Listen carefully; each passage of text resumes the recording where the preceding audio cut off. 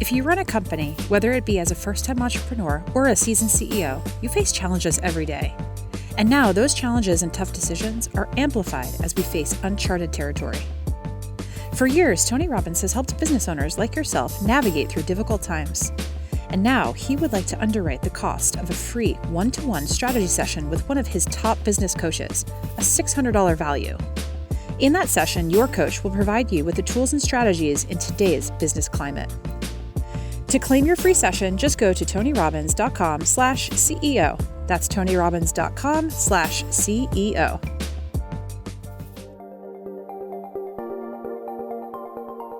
The coronavirus pandemic is affecting everybody in the entire world. Things are changing fast, and we're all being forced to adapt. And if you're a small business owner, you're being faced with many challenges, from figuring out how to keep your business afloat to the tough decision of whether or not you can keep your team employed. You might be fearful of what's to come because right now there's a lot that's unknown. But instead of letting fear take over and consume you, now is the time to draw upon your conviction and leadership, to draw upon your training and preparation, because winter is here. And when this economic winter is over, there will be those who have squandered it, and there will be those who have seized the opportunity present in this challenge, who stepped up with creativity and innovation, seeking to add as much value as possible to their clients. In this episode, we're bringing you interviews from Tony's top business partners and speakers from his Business Mastery event, who'll be sharing their advice on how you can not just survive in this climate, but you can set yourself up to thrive in the future.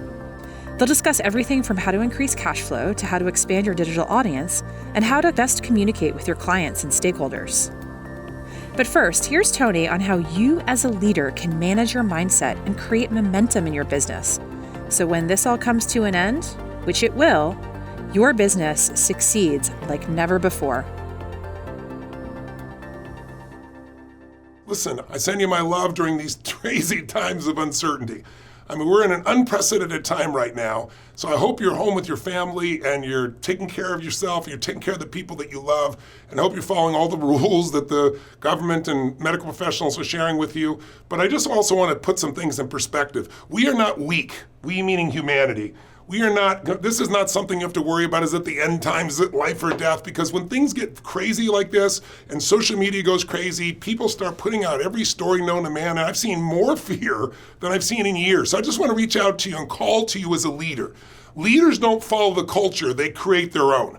A leader doesn't let somebody just get in their head. They get in their own head and they direct themselves. And in times of uncertainty like this is like wintertime. I've always taught people, all my business owners, listen, you gotta be made for winter. There's 4 seasons you could be born in. You can be born in winter, that's when nothing seems to work. It's cold and it's harsh and you're giving your all and there seems like there's no rewards. The beginning of any business feels like winter, but sometimes the economy is in winter too. And in this kind of time, we've got more of the psychology creating an economy that might be in winter.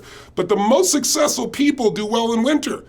If you look at the Fortune 1000 and say, when were they born? Like winter, tough time. Spring, great thing about what follows winter is always spring. Winter's not forever. Good times are coming. They will come again, no matter how scary it seems. It always happens. After the night comes the daytime. You don't have to worry.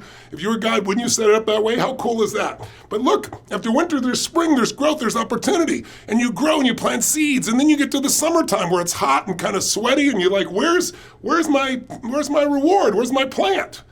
And you just planted the seed. But if you make it through all 4 seasons, you'll get yourself to the fall, right? To where all of a sudden it's autumn and everything's beautiful colors and the fruits on the trees and your rewards are there. But if you don't plant in the springtime, because you're lazy or you're tired or you're fearful, you're gonna be weeping in the fall, not reaping in the fall. And so my mindset is, of all the 4 seasons you could be born into as a business, you look at the Fortune 1000, the most successful companies on earth, 65% of them were born in the wintertime, in a recession or a depression, right? Look at Disney, look at IBM, look at Chevron, look at Standard Oil, look at Federal Express, look at Whole Foods, all these, I could go on and on and on, Microsoft, Apple, all born in either recession or depression. And if you do well in that time, you will crush it everywhere else. My teacher, Jim Rohn, used to say, stand guard at the door of your mind every day. I said, what do you mean? I'll never forget, he said, Tony, it's like, think of it like it's coffee. He said, you don't want anything getting in your coffee. He said, what if your worst enemy drops like, sugar in your coffee. I'd say, well, then you have sweet sugar or sweet coffee. He goes, that's right. He said, what if your best friend or a family member by accident drops 1 drop of strychnine in your coffee? I go, you'd be dead. He goes, that's right. So watch your coffee because life is both sugar and strychnine. When you're listening to the news all day long, it'll poison you. Become a leader. Great ideas are not going to interrupt you. They have to be pursued. So if you really want to do well during this time, you got to really feed your mind. That doesn't mean do that instead of working. It just means you need a portion of your day, 30, 45 minutes, where you're going to feed your mind. You're going to pursue great ideas. You're going to listen to an audio program or watch some video, something that's going to strengthen you instead of listening to the same story over and over again until you're hypnotized like everybody else into doing nothing and giving up. Leadership comes from having certainty. Certainty comes from feeding that mind, pursuing those ideas, looking for what can make the difference. So my message to you is during this time, even while you're still home, create momentum, start feeding your mind, strengthening it, designing your plans. So when the season changes, when springtime shows up, instead of being behind, you're ready to rock and roll, you're ready to crush it. Make sense? We're gonna make it through this too. Feed your mind, strengthen, take massive action, create momentum, and make this the time that you're made for so you can serve other people, serve yourself, and serve your family. Live strong and live with passion. As Tony just said, creating momentum during this time is key, and you're about to learn how. But in order to gain momentum, you first need to know how to talk to your customers in this sensitive time. First up is Donald Miller. He's a speaker at Tony's Business Mastery event and the CEO of StoryBrand, a company that helps thousands of businesses around the world clarify their brand message. As an expert in storytelling, his ideas have deeply influenced leaders and teams for Pantene, Chick-fil-A, Steelcase, Intel, Prime Lending, Zaxby's, and thousands more. Here's Donald with the 2 things you must communicate with your clients and your team in this atmosphere. Hey everybody, it's me, Donald Miller, and we are certainly in unprecedented times. I mean, really nobody's experienced anything like this. Certainly we've had situations like this, but we haven't had situations like this and the ability to communicate so much with each other. And so communication becomes incredibly important. Leaders, people who other people kind of depend on, need to be very specific about their communication. So there are really two things I talk about. I talk about this in my books, but the one main thing is during a crisis, you want to over-communicate. You need to be talking to people a lot. You need to be emailing your staff every day at least. You need to be having meetings. We call them stand-up meetings, but they're really Zoom meetings now. We've doubled and tripled the number of stand-up meetings where our entire staff gets together and I talk to them, right? You need to be communicating with your customers via social media more than ever. You need to be over-communicating. There's a reason that in times of worry and stress and anxiety, the president actually has a press conference every single day. Even if nothing new or much new has happened, we got to pull some things together because you standing there and being empathetic and being in control actually calms people. So leaders need to over-communicate during this time. The next thing that you need to do is there's 2 things that you need to communicate whenever you communicate. So if you're on social media, if you're in a staff meeting, if you're talking to your customers, if you're writing an email, you want to communicate 2 things. The first is empathy. Empathy, by that I mean you want to say things like, I understand this is a hard time. I feel your pain, if you will. We're all struggling with. The world is hurting right now. Those sort of acknowledgments really help you connect with other people's hearts. They need to know that you're a human being, because a human being who has feelings will take care of them. So they're thinking about their survival, and they want to trust somebody who actually has feelings, right, and emotions. Now, the second thing that you want to communicate, though, is competency or authority, a sense that you really are in control of yourself and you're in control of the situation as best as you possibly can be. Think about a pilot and it's a bunch of turbulence. Plane's not going down. It's a bunch of turbulence and everybody is really losing it back there. You don't want to get on the intercom and scream and say, I can't believe this is happening. That's not going to set anybody at ease. You want to be able to say, hey, everybody, I know this is really uncomfortable turbulence and I'm very sorry. Our plan is to lower the plane by about 10,000 feet and kind of circle to the right, and we're going to land over here in Tupelo or whatever. You got to have a plan. You have to be competent, that you're competent enough that in the moment of crisis, You were able to put together some sort of cash flow plan, some sort of business plan, and then you need the peace of mind and strength of character to work that plan. So the 1-2 punch is, I understand your pain. I'm with you guys. I feel that with you. Here is our plan to get out of it. And here's kind of what everybody needs to do in order to make this work. When you do these two things, you are literally like an anti-anxiety drug. I mean, people's minds actually calm down. And you have the power to do that, to actually serve people in that way. Just remember empathy and authority, and over-communicate. Communicate all the time. With the world shifting more and more into a digital landscape, it's important now more than ever to stay engaged with your customers online. Here's Ryan Deiss, the CEO of Digital Marketer and a Business Mastery speaker, with strategies on how to expand your digital audience and communicate with them on their terms, along with strategic leadership tactics that he's implemented in his own company. Here's Ryan. Hey there, this is Ryan Deiss, CEO of Digital Marketer, and I just want to share with you some of my top strategies for continuing to market and continue to grow your business during this difficult season. I also want to share with you some specific actions that I'm doing to really make the most of this time, to make the most of this time as a business leader, to make the most of this time as a marketer, to make the most of this time as a husband and a father. Let's start with the strategies, okay? I got 3 of them for you. The first one is I want you to use this time to focus on audience expansion, not revenue maximization, okay? Number 1, focus on audience expansion, not revenue maximization. What do I mean by that? What I mean is I want you to focus on building your list. I want you to focus on expanding your pixeled audiences if you're familiar with online advertising, right? I want you to focus on getting your message out there, right? I don't want you to focus so much on the revenue component. Now, I know that's easier said than done. I know saying like, you're telling me I shouldn't focus too much on revenue. Look, we all got to eat. You got to make the money that you got to make. But I'm seeing a lot of people using this time to go out and like launch brand new high ticket things. It's going to be difficult during this season. Okay. You got to remember, people are scared. And when people get scared, they get scarcity minded. When they get scarcity minded, they hold tight, they grasp.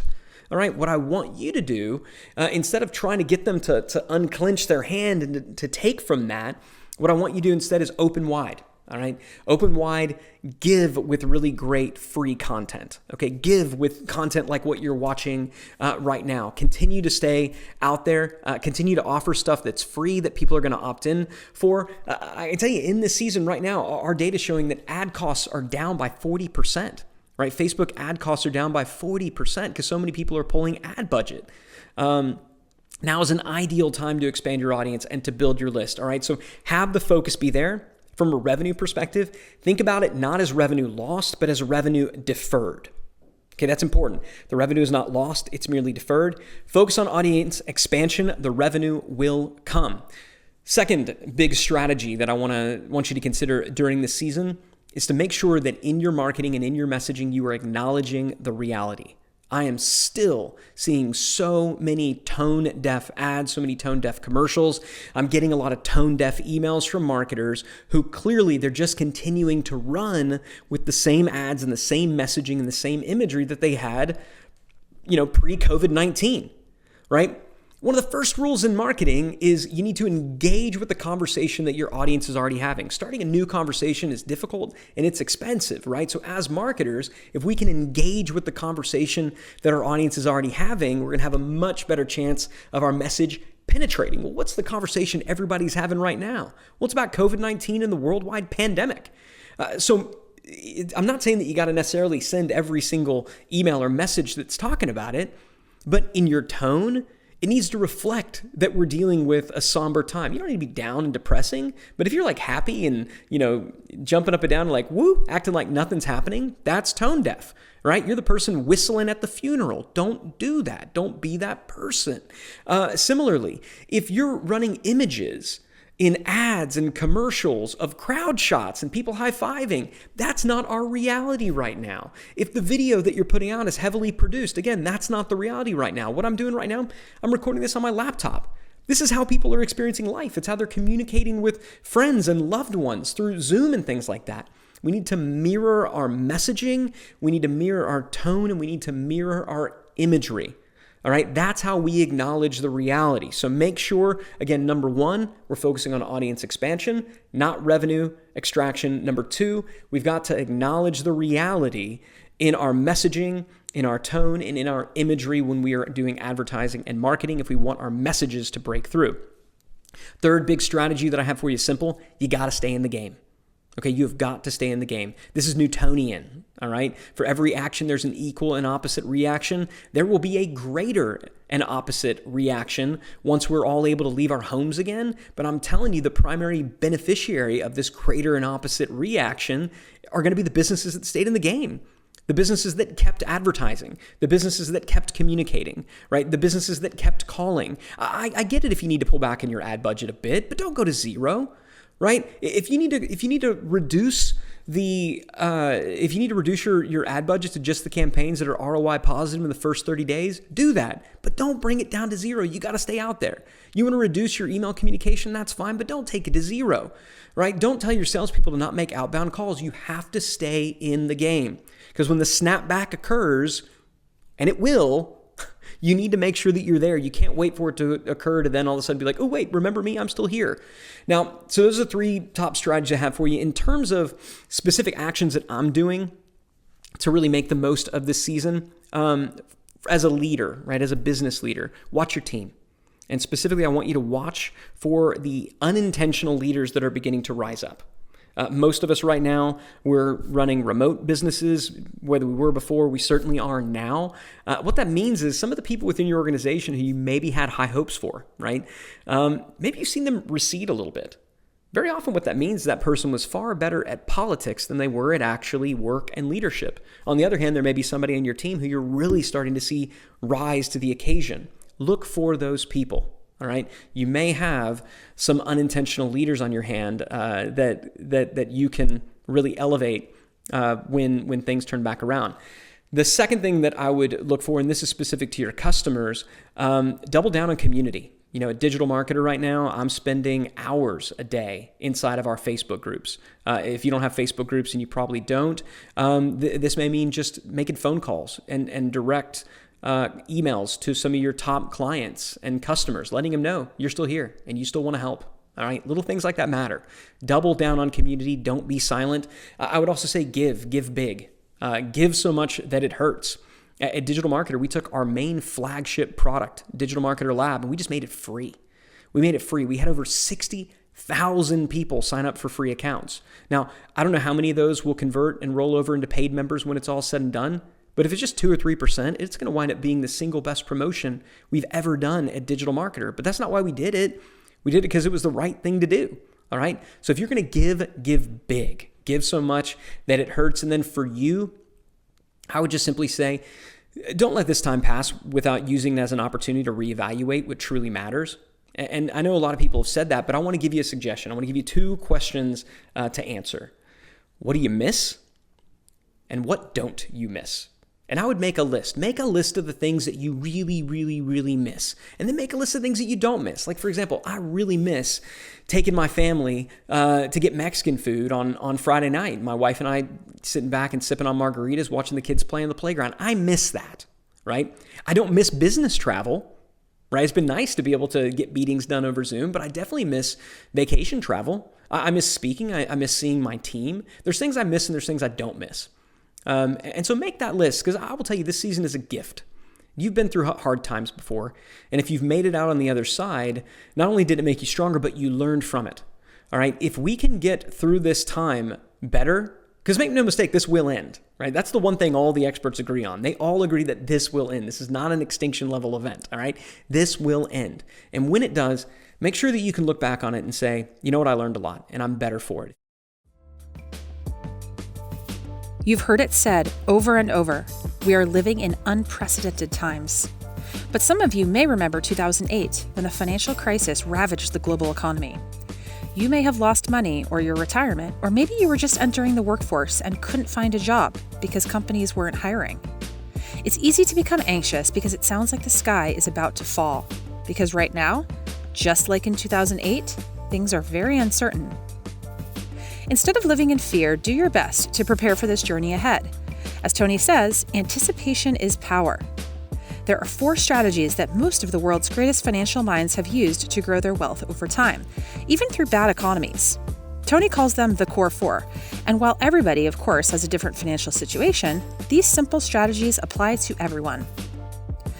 Tony explains the Core 4 in his New York Times bestselling book, Unshakable. Unshakable is a step-by-step playbook that can transform your financial life, no matter your salary, stage of life, or level of wealth. And it outlines how to put together a simple, actionable financial plan, even in an economic downturn. Tony is offering podcast listeners a free hardcover copy of Unshakable.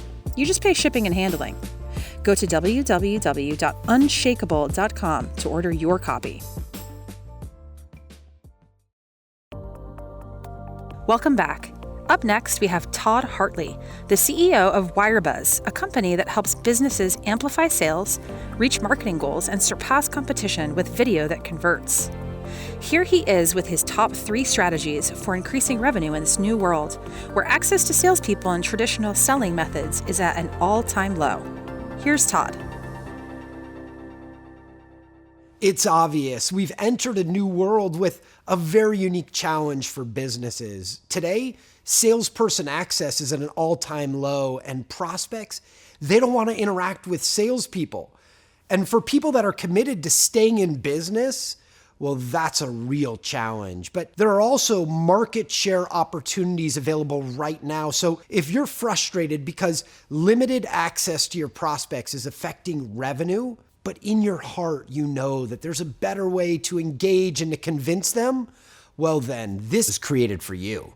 Now, in this new world, prospects are rapidly gravitating towards on-demand and remote buying experiences. Just like a salesperson would traditionally have done for your business, now your website needs to inspire visitors to either learn more or make a purchase.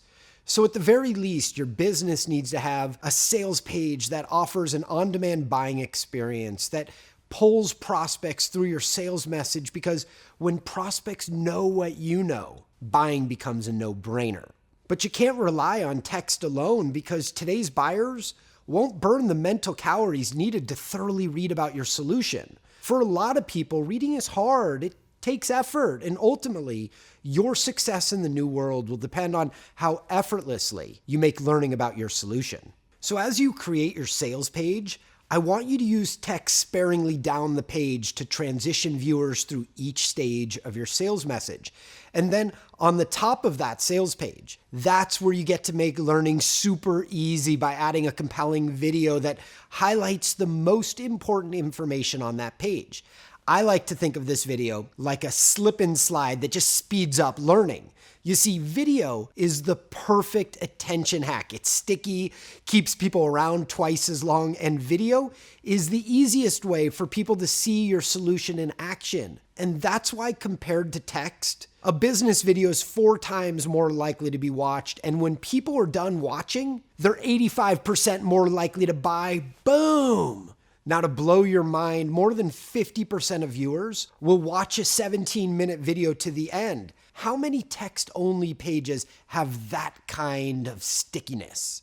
All right, so you need to create an effortless on-demand buying experience by giving visitors a really interesting video that engages their brain and shows the impact that your business is going to have on their life.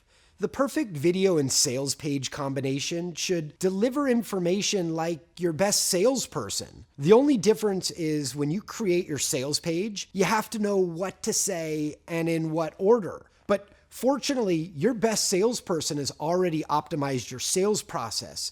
So pick their big brain, because they've already discovered which stories to tell and in what order to make buying easy. And I'm going to give you a hint. They probably try to find common ground first and then use that as a springboard to present your offer as the solution to their specific problem, right? So just fill in the details and you've got yourself an on-demand sales experience. All right, here's a pro tip. Don't ignore the tricky conversations on that sales page, like pricing, competitors, data, or even potentially your own product shortcomings. You see, your salespeople have already been handling these objections. So your sales page, if you want it to work really well, has to address these issues also. Now, in the interest of full disclosure, I fought my strategy team's advice about displaying pricing on our sales page for at least 3 years. And when I finally caved and created some type of small, medium, and large generic pricing, I immediately noticed that prospects financially were vetting themselves, sticker shock ended, and we started closing deals faster. So now that you know how to use a sales page, my next technique is where a large number of your new deals are going to be won. And I call this show and tell sales presentations. While transitioning from face-to-face to remote sales, I always think about Donald Miller and how he teaches at Business Mastery that people are drawn to clarity and away from confusion, which means in this new world of remote sales, your biggest obsession needs to be moving each and every prospect away from confusion and then closer to clarity. But before I can show you how to deliver that type of epiphany, let's discuss what typically happens when a proposal is submitted for approval. Most salespeople email their proposals and then move on to their next deal. But that's a really low success rate tactic. You see, in most businesses, people don't make major purchase decisions on their own. Instead, we make important decisions as teams. And if you're relying on your internal champion who has been on each of your calls to explain your PDF proposal with the same finesse that you provide in person, you're really setting yourself up to lose. Instead, give your internal champion a show and tell presentation video that they can play for their entire team. Now, all you have to do is put your salesperson on camera while sharing your proposal at the same time, and then walk your prospect's entire team through your proposal with the right level of clarity, certainty, and of course, excitement. To do this on the fly, I use a simple tool called Soapbox by Wistia that also can show you which prospects watch your video and for how long, including the parts they skip or rewatch. Now, my sales team, we use this tool to prioritize which leads are ready to buy right now.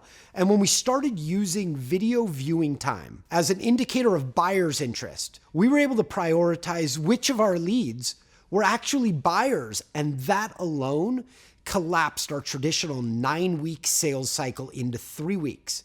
Because we weren't wasting time chasing hot leads and cold leads equally. Knowing which prospects are interested, well, that's a game changer in this new world where physical access and body language are no longer available. And my final video strategy knocks down one of the biggest limiting beliefs that people have about video. You see, far too often, people fool themselves into believing that they need to have an expensive camera to get started, but at the beginning, I prefer you use what you got and start creating video with your phone. You don't need to get fancy with your videos. Just start recording videos with your cell phone and don't worry about people judging your video quality. People rely on video so much now that they're going to appreciate your effort and the accelerated learning that you've created for them. Later on, when the time is right for your business, you could professionally update your videos, but for now, take massive decisive action and put your best salespeople or company representatives on camera.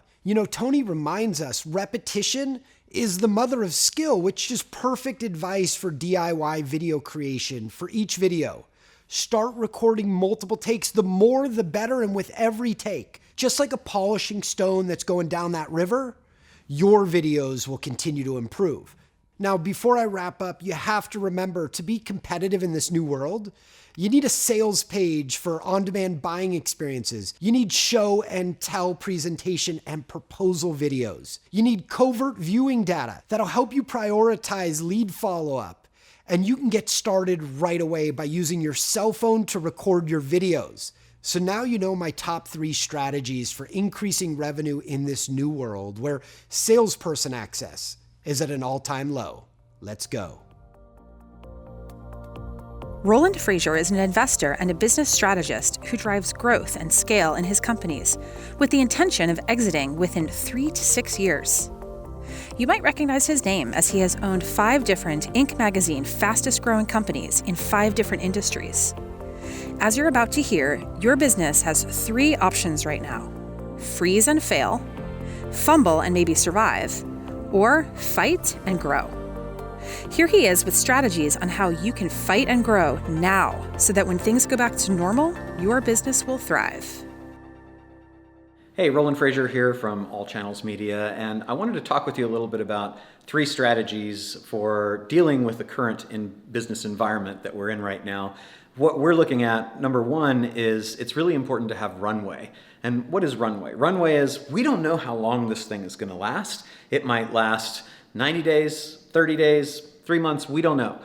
So what we want to do is we want to have enough runway, meaning that we want to have enough cash in our business to be able to survive if we are not experiencing growth through this. There's some very lucky companies that are actually growing as this situation unfolds, like online learning companies and shipping companies and grocery delivery companies and things like that. But there are also many businesses who are feeling the hit from having to close their business or move remote or even not be able to operate business at all. So the very first thing that you want to think about is, am I going to be able to have enough cash to survive this? And we look at this like a startup. Startups raise capital so they have enough runway to cover what they call their burn, the amount that they're going negative each month. So to know where your runway sits, you have to take the cash that you've got now and then say, how much is my monthly income? And subtract from that your monthly expenses. If it's positive, that's great. You don't have to worry about runway. Your runway is infinite. But if it's negative, if your expenses exceed your income right now, then you do have a limited runway. So you divide that monthly negative amount into the cash that you've got right now, and that's how many months you have to go. So one of our strategies for surviving this is to get more runway. And the easiest way to get more runway is to get more cash. Easiest way to get more cash is in phases. You can go get credit cards that allow cash advances. That's good for very, very short term. You can then get loans from banks. You can raise capital. But whatever you do, think about how to get as much cash available to you as possible. That gives you the greatest amount of runway. The second strategy is to know your cash flow. So we talked about cash flow determining runway. One of the ways that you extend that runway is to have more profit or less loss. So the easiest thing to do here is to go through all of your monthly expenses. We do a 12-day, day-by-day cash flow analysis where we say this is all the income for each day for 12 days. These are all the expenses. And that allows us to really highlight the biggest expenses that we actually aren't benefiting from or that we don't need right now. Eliminate those expenses and you might find that you go from negative to positive. But if nothing else, every expense that you eliminate extends your runway. The third strategy that we're using right now is build your list. So the world of advertising is on sale right now. The cost of acquisition for a customer has gone down as much as 50 to 95% in most of our businesses. So we're doubling our ad spend. This is a time when your competitors have pulled back out of fear. I know that that's not something you're facing right now, right? You're overcoming that. And advertising costs therefore have gone down. So this is the time to double down and spend money to grow your list. We also want to think about what can we do right now to adapt to streamline our marketing practices. And one of the things that we're doing, I think the biggest thing that any of us can do is actually talk to your customer. You should be doing this anyway, but so many of us don't. We get busy when things are good and we don't take the time to reach out to our customers, but your customers offer a wealth of data. So reach out to your customers and ask them what they want right now and how could you adapt your products or services to meet their current needs. They'll tell you, and by being the person that's reaching out, you're developing the relationship, you're showing them that you care, you're creating reciprocity because you're giving in helping them, and that will come back to you. If it doesn't come back immediately, it will definitely come back over the long term. So there's nothing to lose and everything to gain by doing that. What you'll also learn is that you can reposition your product based on what their needs are. And in recessionary economies, traditionally, products should be repositioned as a substitute, your product as a substitute for more expensive goods. Or if you have a premium brand, then you might consider discounting so that you don't face a threat of being substituted by an inferior but less expensive product. Those are two strategies that are very popular, as well as if you have a postponable, like you sell something that people don't have to buy right now, it's a good time to try to reposition that in their minds as either an essential or a treat. An essential because they need it, obviously, but a treat, even in times that are tough. Everyone's looking for some way to treat themselves to some little thing. So let's say you sell skincare cream. That's not an essential, but it is something that people might think about having a personal at-home spa day. Think about repositioning yourself to be able to be a treat or an essential, and to be a substitute or to not be substituted. And now I want to share with you some latest numbers on some specific strategies that we're doing to really take advantage of our ability to market during this time. One is that we've gone to 5 days a week of lives on Facebook, which it's a Zoom that goes live on Facebook, and then we release it on our podcast, and we're putting advertising money behind that to stretch it out. And the numbers that we've got right now are a 3 times increase in email lists. We've built our list, expanded our email list by 3 times, and we're getting 5 times as many podcast downloads. We're also doing free offers. So we're doing no strings attached, no credit card required, free offers for 30 days to some of our products. And in one of the companies, we have actually been able to generate an extra 50,000 customers within under 30 days. And these are free accounts now, but several of them will convert. And the other thing that we've been able to do is increase our paid trials. So we're offering the free, but that also increased the paid trials by 20 times. We're also doing a first month free. We're buying the first month of coaching for some people that we're providing coaching for at $9.97 a month. We've had over 150 people sign up for this $1,000 a month coaching program just from the very first exposure of this. And we'll buy your first month. That's a J. Abraham there. And then last but not least, we've virtualized our 2-day live events. So we used to have live in-person events. We virtualized those, so now they're virtual, and they're delivered over 3 days, so it's not as taxing. And we're doing challenges to fill those. So there's some specific strategies that are working for us. Thank you very much. As founder and CEO of the Abraham Group, Jay Abraham has spent his entire career solving complex problems and fixing underperforming businesses. He's a longtime business partner and friend of Tony's, and he's renowned for finding significant profits where no one else can. Here's Jay with tips on what you can be doing to grow your market share, expand your opportunities, pivot your products and services, and improve business efficiencies, along with what he's personally doing in his business during this time of extreme market disruption. Here's Jay. Hi, this is Jay Abraham. First of all, I'm telling everybody that first and foremost, whatever your business is, solidify your base and fortify your relationship with all your active, recent, and frequent, and even recent past buyers.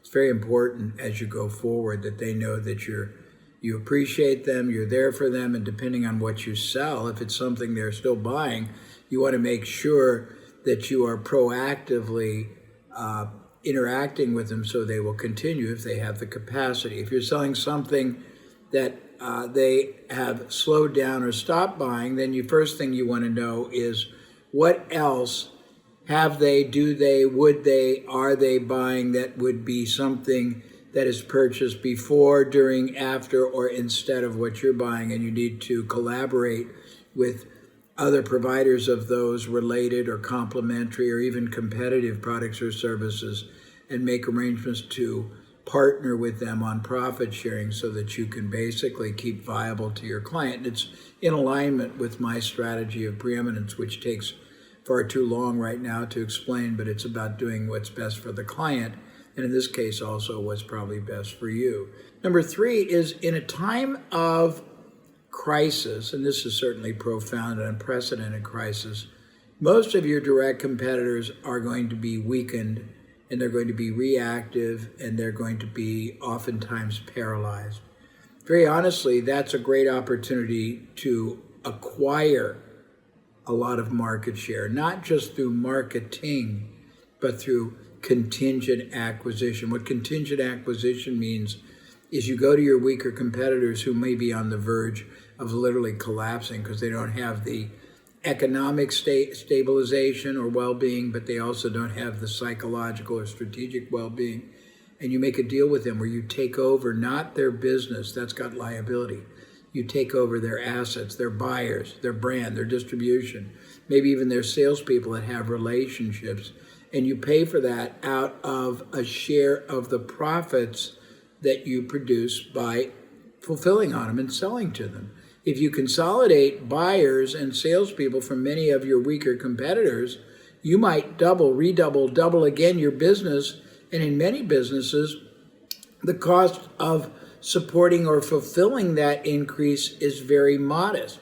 So that profit becomes very large. So we've done millions and millions and millions of dollars of acquisitions like this, where we acquire a competitor's buyers, we acquire their unsold prospects, we acquire their salespeople, their brand, their phone number, their website, anything that has monetization, and we only pay them a share of the profit, 25, 35% after fulfillment. But because the economies of scale allow us to use our infrastructure more powerfully, we oftentimes can pay more to the weakened competitor than they would make on their own, and keep them alive and viable, and help them also get out of some of their overhead or their liabilities. That's another thing. And if you do it with many, it can be huge. The last thing I would say right now is that there has never been a more receptive window of opportunity to structure joint ventures,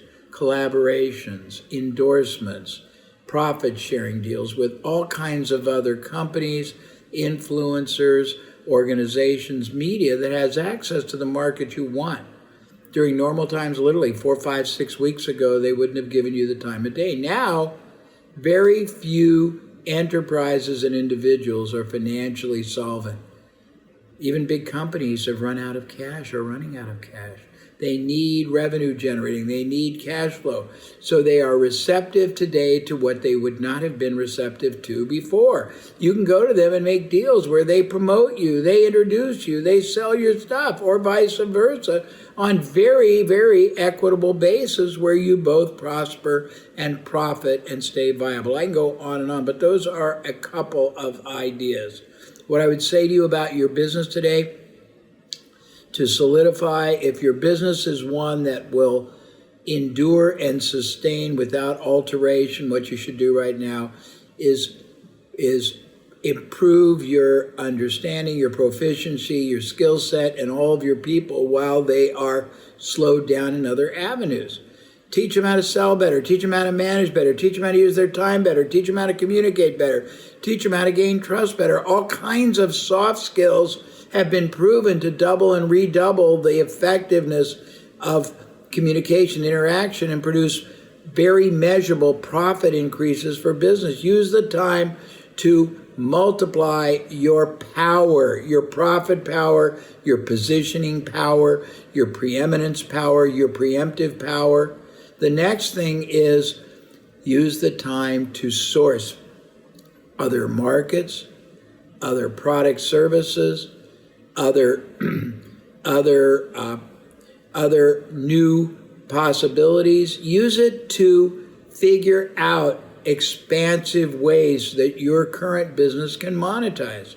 Next, if your business is really not just stuck, but stopped, and it may not restart easily for a while, use the time to pivot. Start with the people you have been selling to who know, trust, and relate to you, and ask, what else are they buying? Will they buy that we could provide and they trust us to deliver? Look at different complementary products or services you could now start offering them, and you could partner with, and you could get very large profit shares on. Look at better ways to use your buyers, your salespeople, your distribution channels. Look at media that is hurting. You can get today enormous opportunities on advertising, on online advertising, offline advertising. The next, for me personally, I am literally doing 3 things. I am making myself available to organizations, influencers, to help their people, because I know by doing that, enormous financial opportunities will come back to me after I have been an investor and a contributor and a benefactor to their audiences and to them. Number 2, I'm mastering technology that I was not good at. Number 3, I'm starting to set up partnerships with all kinds of people that have access to opportunities, industries, markets, product services that I can use my skill sets to monetize massively. That's what I'm doing. I encourage everybody to realize that there's 2 attitudes. One is thinking of this as emergency, defensive, and reactive preparation. The other is to think of this as opportunity, positive, proactive, and strategic preparation. If you do the latter, you will grow and prosper during this economy, and you will grow to incredible strength and significance as the economy renews itself. If you don't, you're in jeopardy of being basically an afterthought. So one strategy, you will survive and then ultimately thrive. The other, you won't keep going. I want you going and growing, and I want you to use this opportunity to position and propel your business to future greatness. It is possible. I know it doesn't seem quite as exciting a thought, but I promise you, I've been through 4 different crisis economies in my life. Our country has been through 47 in its life. It will turn around, and they say the meek will inherit the earth. I think the strategic will inherit the earth. Good luck. Thanks everyone for tuning in. For more content, apps, and other ways to maintain your focus and sharpen your edge at home, go to tonyrobbins.com/growth resources. That's tonyrobbins.com/growth resources. The Tony Robbins Podcast is directed by Tony Robbins and produced by the Tony Robbins editorial team. Special thanks to Don Miller, Ryan Dice, Todd Hartley, Roland Frazier, and Jay Abraham. Copyright Robbins Research International.